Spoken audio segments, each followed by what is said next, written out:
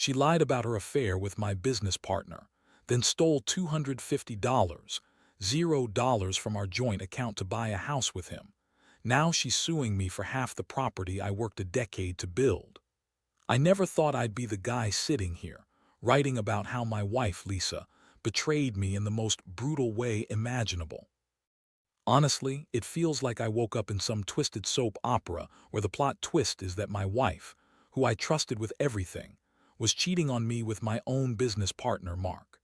And if that wasn't enough, she stole $250,000 from our joint account to buy a house with him. Yeah, you read that right. She took $250, $0 just like that, and now she's actually suing me for half the property I spent 10 years building from scratch. Let me back up a little. Lisa and I met in college, fell hard, got married after a few years of dating and built a life. I was never wealthy, but I worked my ass off running my own small business, an auto repair shop that I poured every ounce of myself into. We had a decent life, nothing fancy but stable, and I thought we had something real.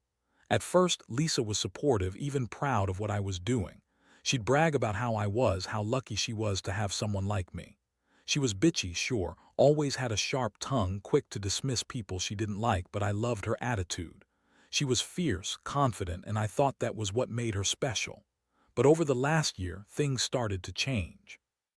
She became more irritable, snapping at me over small things, and there were little signs I didn't want to see but couldn't ignore anymore. She'd stay out late, make excuses, and her phone became her new best friend, always locked, always with a password I didn't know. The first real red flag was about 6 months ago. I noticed her spending a lot more money than usual, designer clothes, fancy dinners, trips she never mentioned. I questioned her about it and she brushed it off, saying she was just treating herself or that she'd gotten a bonus at work. But then I started noticing receipts in her purse, small things like jewelry stores, hotels, even a couple of receipts from a house furniture store. I'd ask her about it and she'd roll her eyes, call me paranoid, accuse me of not trusting her. That stung, especially since I'd always been open with her about my business and my finances. One night I decided to dig a little. I had access to our joint bank account, as most couples do, and I noticed a strange withdrawal, $250, just gone. I thought maybe it was a mistake or a transfer I didn't understand, so I pulled up the statement the next morning. That's when I saw what she'd done. She drained our savings, the entire amount, and used it to buy a house with Mark. I couldn't believe it. It was like I'd been punched in the stomach. All those years of hard work, gone in an instant. I confronted her that very night. When I showed her the bank statement, her face went pale for a second, then she started to get defensive. "It's none of your business," she snapped. "You're overreacting. Mark and I are just friends. We're not doing anything wrong." She lied right to my face, claiming the money was for some investment, some future plan she'd been secretly working on. But I knew better. I saw her phone light up with texts from Mark, flirtatious, intimate messages. I saw the way she looked at him when she thought I wasn't paying attention, like she was in love with him, not me. It was like my entire world crumbled in that moment. I felt anger bubble up, but also a deep, aching sadness. How had I missed all the signs? How could she lie so easily? I'd always been honest, straightforward, and she'd been hiding this from me all along. I didn't even know who she was anymore. The woman I married, the woman I loved, was now a stranger. The betrayal hit me hard. I wanted to scream, to shake her, to make her admit what she was doing. But I just stood there, speechless, staring at her as she tried to justify her actions with more lies. It was clear she didn't care about the damage she'd done. She only cared about getting what she wanted. That night I couldn't sleep. I kept replaying everything, trying to make sense of it all. The woman I thought I knew was a liar, a thief, and a cheat. And worse, she was trying to manipulate her way out of it, acting as if I was the wrong one. I felt betrayed, humiliated, and furious. But beneath all that, there was this strange sense of emptiness. I'd spent 10 years building my business, my life, and now all of it seemed like it was slipping away. The trust I had in her was shattered, and I knew I couldn't just pretend nothing had happened. I had to decide what to do next. That's when I started thinking about revenge, about how to make her pay for what she'd done. But I wasn't just angry, I was hurt in ways I never thought possible. I needed to figure out how to fight back, how to take control of what was left of my life. Because if she thought she could just steal from me and walk away, she was dead wrong. I was going to make her regret everything, even if I had to do it from the ground up. After that night, things got worse in a hurry. I couldn't sleep, couldn't eat, and I kept replaying everything over and over. Her lies, her sneaking around, the money, the house she bought with Mark. It was like my mind was stuck in a loop of betrayal. I knew I needed to act, but I also knew I had to be smart about it. Lisa was the type who could spin stories, lie her way out of anything, so I had to gather concrete evidence if I wanted to do something about it. The first step was to dig deeper. I started going through her phone when she wasn't looking, something I'd never done before, but I felt like I had no choice. I found texts, photos, even receipts from her secret trips. She'd been seeing Mark at least twice a week, sometimes more. She was brazen about it too, sending him flirty messages, talking about how much she hated pretending around me, how she needed someone who actually cared. That was a punch to the gut. I'd always thought she was a little bitchy, sure, but I never imagined she'd cheat on me with my own business partner. I also found out that she'd been lying about her work.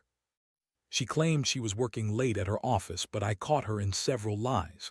Turns out she'd been meeting Mark at a condo downtown more than once. I even hired a private investigator just to confirm what I already knew. The guy followed her for a week, snapping photos of her sneaking into that condo with Mark, of her leaving with her hair messed up, her lipstick smudged. It was all there, undeniable. The worst part was knowing she'd been lying to my face for months, maybe longer. At that point, I was furious. Not just hurt, but furious. I felt like I'd been played for a fool. The woman I loved, the woman I worked so hard to support and build a future with, was out there screwing my business partner, stealing my money, and pretending everything was fine. I couldn't believe I'd been so blind. I had trusted her completely, trusted her with my life, my business, my home, and she'd been planning this behind my back the whole time. That's when I decided I had to confront her. I set up a meeting, told her I knew everything, and I wanted to hear her explain. I wanted her to look me in the eye and tell me she wasn't cheating, that she wasn't stealing. But she didn't even try to deny it. Instead, she got bitchy, started yelling, calling me paranoid, obsessive, insecure. She said I was overreacting, that she loved me, and that Mark was just a friend who helped with some business stuff. Yeah, right, that's when I really lost it. I told her I had proof, photos, receipts, her messages, and that I wasn't going to let her get away with it. Her reaction was classic Lisa. She shrugged, smirked, and told me I was overreacting. Said I was jealous, insecure, that I was ruining everything. She even had the nerve to say she'd never cheat on me, that I was imagining things, that I was crazy. But I knew better. I knew what I saw, what I had proof of. Her lies only made me angrier. I felt like I'd been punched again and again, but I also knew I had to stay calm, keep my head clear. Emotionally, I was a mess. Part of me wanted to break down, to cry, to just give up. But the other part was boiling with rage. I'd spent a decade building my business, working my ass off, and now all of that was being destroyed. I'd trusted her, loved her, and she'd been sneaking around behind my back, stealing from us. That betrayal cut so deep I wasn't sure I'd ever recover. I felt humiliated, used, and furious, like I'd been punched in the stomach so hard I couldn't breathe. But I also knew I had to do something. I couldn't let her get away with this, not without consequences. That night, I sat alone in my office, staring at the pile of evidence I'd collected. I thought about how to make her pay, how to make her regret the day she ever decided to betray me. I realized I couldn't just walk away. I had to hit her where it hurt. Her pride, her plans, her sense of security. I started planning my next move, knowing that whatever I did, it had to be calculated, cold, and precise. Because if I was going to fight back, I needed to be smarter than her, and I needed to ensure she'd never do this again. I didn't sleep that night either. Instead, I spent hours researching what legal options I had, how to get back what she stole, and how to protect myself from her next move. The more I learned, the clearer it became. I was in a war, and I had to fight to save what little I had left. In the days that followed, I felt like I was walking through a fog. My mind was racing constantly, trying to piece everything together, figure out my next move, and keep my emotions in check. The betrayal cut so deep that I was half convinced I'd wake up and realize it was all a nightmare. But every time I looked at the evidence, her texts, the receipts, the photos of her sneaking into that condo with Mark, I knew this was real. She'd been planning this for months, maybe longer. I decided I needed to get legal advice. I found a lawyer who specialized in family and property law, someone who knew how to handle cases involving infidelity and financial betrayal. Sitting across from her was one of the hardest things I've ever done. She was bitchy, dismissive, and seemed eager to brush everything under the rug, claiming I was overreacting again. But I had everything documented. I handed her the evidence, and she nodded slowly, telling me I had a strong case for a divorce, for reclaiming my property and for going after the money she stole. The lawyer explained that because the money was taken from a joint account, I had a pretty solid claim. But the tricky part was the house. She'd already bought it with Mark, and she was planning to live there. She was trying to hide her assets, hide her plans. I knew I had to act fast if I wanted to stop her from transferring everything to her name or hiding her assets further. I also learned that I could potentially sue her for fraud, especially since she'd lied about the money being for some investment and then used it to buy a house with Mark. While I was trying to process all this, Lisa kept trying to spin her story. She'd call me paranoid, jealous, insecure, basically accusing me of being the problem. She'd say she loved me, that Mark was just a business partner, that she never cheated. But her words didn't match her actions. Her texts, her trips, her secret condo, there was no denying it anymore. I could see she was trying to gaslight me to make me doubt myself, but I'd seen enough. I knew the truth. I also started to realize just how much I'd been. I'd poured so much of myself into that business, into making a life with her, and now it felt like it was all crumbling. The worst part was how she was trying to manipulate the situation, threatening to sue me for half the property, claiming she was entitled because she'd contributed to the house. She even had the nerve to say she was the one who kept the business afloat when I was busy with work. I knew that was just her way of trying to turn things around, to make herself look like the victim. But I wasn't buying it. I started to plan my next move. I wanted to stop her from transferring the house or hiding her assets. I reached out to my lawyer again, told her I wanted to freeze her accounts and file for an emergency injunction to prevent her from selling or refinancing the house. I also contacted a private investigator again, just to keep tabs on her. I needed to know where she was, who she was talking to, and what her next move might be. Meanwhile, I felt a strange mixture of anger, sadness, and a kind of numbness. I wasn't sure if I was more pissed off or heartbroken. Part of me still loved her even after everything, but I knew I couldn't trust her anymore. The woman I married was gone. What was left was someone I barely recognized, a liar, a thief, a manipulator. I kept asking myself how I had missed all the signs, how I'd been so blind to her true nature. It was a hard pill to swallow, but I also realized I wasn't going to let her destroy me. I had spent 10 years building my business, my life, and I wasn't going to let her take that away from me without a fight. I was going to protect what was mine, even if it meant going to war. I knew that I had to be strategic, patient, and relentless. Because if I didn't fight for myself now, I'd lose everything. My money, my house, my future. And I was damn sure I wasn't going to let that happen. So I started gathering more evidence, talking to people who could help, and planning my next steps. I knew the legal battle was coming, and I was ready for it. The betrayal had cut so deep, but I wasn't going to let her get away with it. Not without consequences. I just hoped I was strong enough to see this through, and that someday I'd find a way to rebuild from the wreckage she left behind. The legal process moved faster than I expected, which was both a relief and a nightmare. My lawyer filed for an emergency injunction to freeze her assets and prevent Lisa from selling or transferring the house she bought with Mark.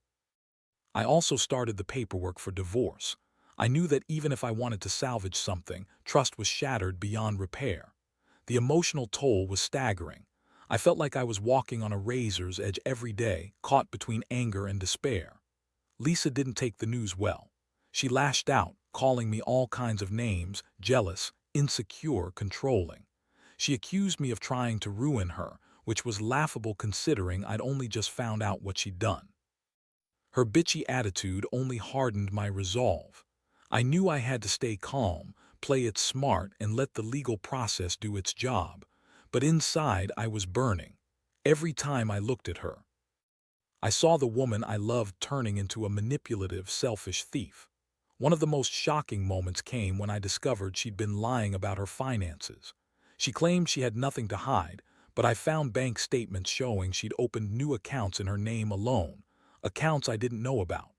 She transferred money into those accounts, trying to hide her assets. It was clear she was planning to run, to hide what she'd stolen, and to make sure she'd get her cut of the property. The more I uncovered, the more furious I became. How could she do this? How could she lie so effortlessly? Meanwhile, I kept digging into her phone, her emails, anything that might give me leverage. I wanted to know her next move, and I wanted to prepare for it. I also hired a private investigator to keep tabs on her, just in case she tried to sneak out of town or make a deal behind my back. It was a strange feeling, knowing I was watching her, but I couldn't trust her anymore.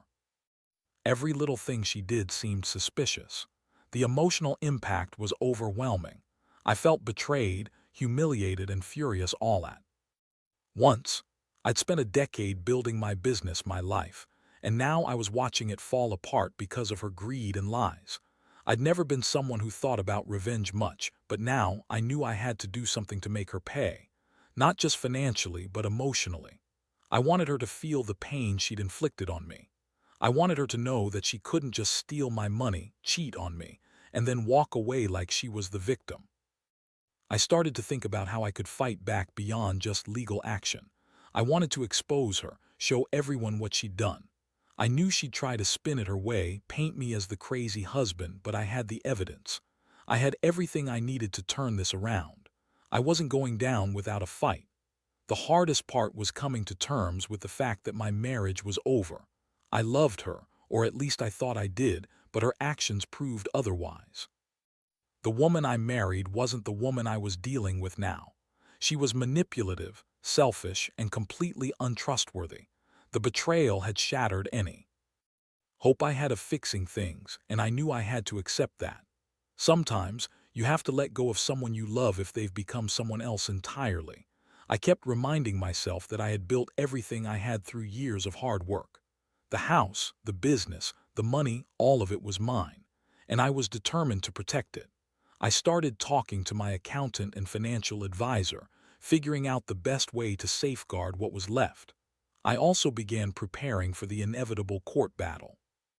I knew Lisa would fight dirty, try to manipulate the system, and do whatever it took to get her way. That's why I had to be ready for everything. Deep down, I knew this was only the beginning. The legal fight was going to be long and ugly, but I was prepared to see it through.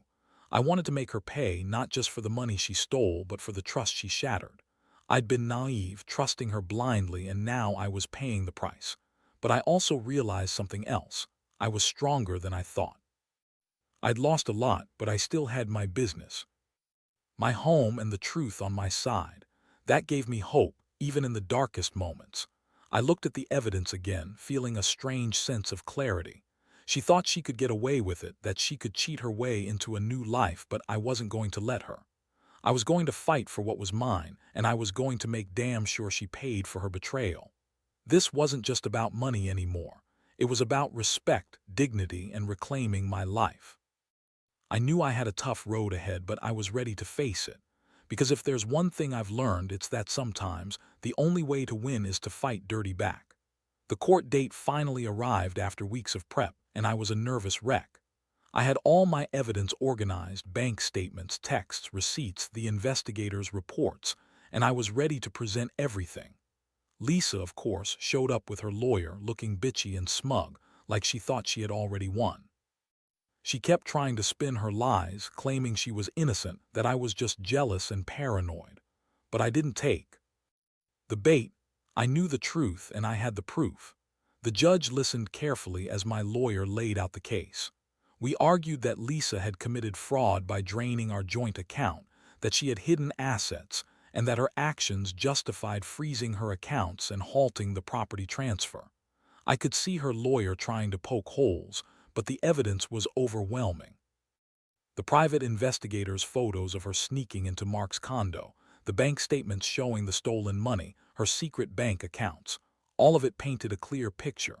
Lisa's lawyer tried to claim she was innocent, that she was just trying to build a future, that she loved Mark and was entitled to her share of the property. She even had the nerve to say I was trying to control her, that I was jealous of her happiness. I felt rage boiling inside me. Her words were empty, her lies transparent. I knew she was just trying to manipulate the system, but I was done playing nice. The judge's decision came down quickly. She granted the injunction, froze Lisa's assets, and ordered her to stay away from the house and the business. She also scheduled a full hearing to determine the division of property and the return of the stolen money. I felt a strange mix of relief and exhaustion. For the first time in weeks, I saw a glimmer of hope that I might actually get some justice. But Lisa wasn't done. After the court ruling, she stormed out, screaming and calling me all sorts of names: crazy, controlling, jealous. She threatened to fight me to the bitter end, to ruin me if she had to. Honestly, I didn't care. Her words bounced off me. I was too focused on protecting what was left. I knew she'd try to manipulate her way out of everything, but I had the evidence, and I was ready to fight her in court if I had to. That night, I sat alone in my office, staring at the documents. It was a strange feeling, like I was finally taking control back, even if the battle wasn't over yet. I'd spent years building my business, my life, and I wasn't going to let her take it all away in a matter of months. I realized that I'd been naive, trusting her blindly, but now I was learning to be smarter, tougher. I started to think about what I really wanted moving forward. I didn't want to be with someone who lied, cheated, and stole from me. I wanted my life back, my dignity, and my peace. I knew Lisa would keep fighting, trying to manipulate the system, trying to turn everyone against me. But I also knew I had the truth on my side. The truth always comes out in the end. In the days that followed, I doubled down on my efforts. I worked with my lawyer to prepare for the upcoming hearings.